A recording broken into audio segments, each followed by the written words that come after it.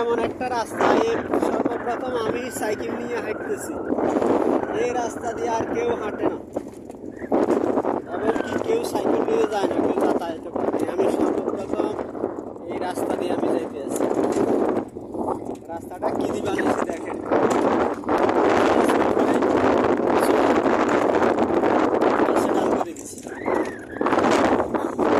ভাই মানে সুখে গান গাই আর যাইতে আছি।